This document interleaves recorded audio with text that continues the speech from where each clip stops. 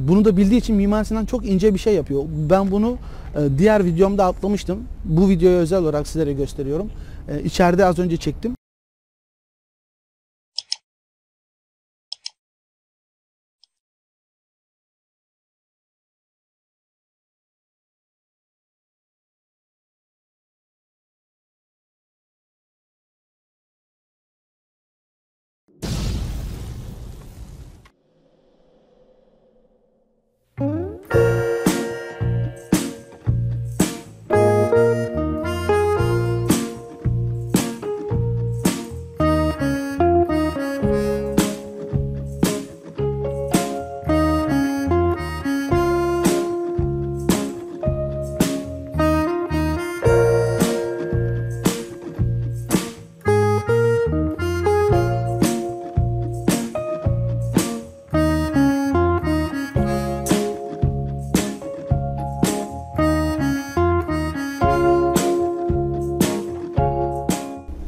Kaşif'in günlüğünden herkese selamlar.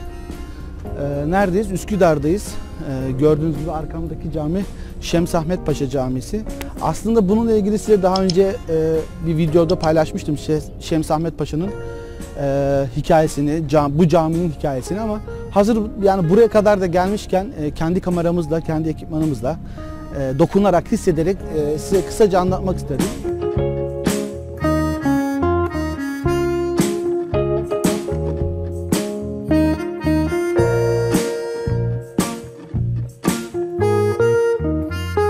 Bu cami Mimar Sinan'ın Şems Ahmet Paşa adına yaptırdığı bir cami ve Mimar Sinan'ın yaptırdığı en küçük cami diye biliyorum. Eğer yanlışım varsa lütfen yorumlarda düzeltebilirsiniz. Hiç problem değil, ama benim bildiğim Mimar Sinan'ın yaptırdığı en küçük cami. Niçin en küçük cami? Hani hemen onu da söyleyelim.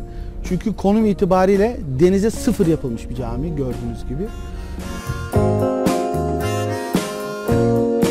Mimar Sinan herhangi bir kayma durum falan olmasın diye çok küçük yapıyor camiyi. Peki niye, yani sonuçta bir vezir-i-azam, bir sadrazama niye bu kadar küçük bir cami yapıyor? Şöyle, onu da hikayesini gene biliyorsunuz ama hani bilmeyen arkadaşlarım için anlatayım. Şems Ahmet Paşa'nın Mimar Sinan'dan bir isteği oluyor. Mimar Sinan'a diyor ki ya bana bir cami yap ama üzerine kuş konmasın diyor. Çünkü Sokulu Mehmet Paşa ile böyle aralarında tatlı bir rekabet var. Ya daha doğrusu bir ne diyeyim, bir atışma oluyor. Tatlı bir laf atışması oluyor ve diyor ki ona, ya diyor sen diyor Mimar Sinan'a diyor kocaman diyor Sokulu Mehmet Paşa olarak bir cami yaptırdın ama üstüne diyor kuşlar pisliyor falan diyor. Böyle bir tatlı bir nükte yapıyorlar. Kendisi cami yaptırmaya sıra geldiği zaman diyor ki ya işte ben Sokulu'ya şimdi ne deriz gibisinden.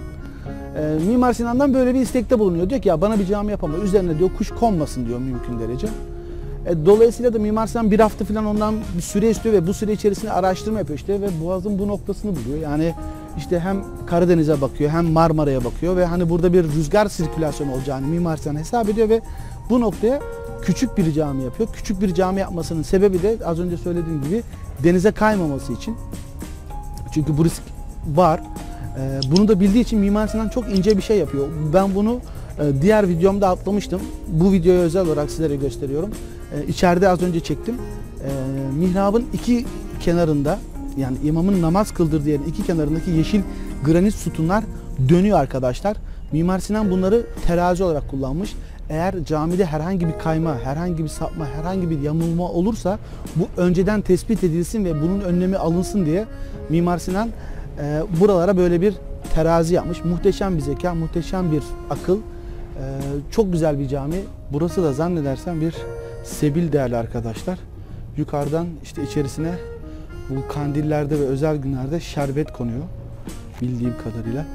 Aynı örneklerini hem Alman Çeşmesi'nde görmüştük hem de nerede görmüştük? Ayasofya'nın içerisinde görmüştük.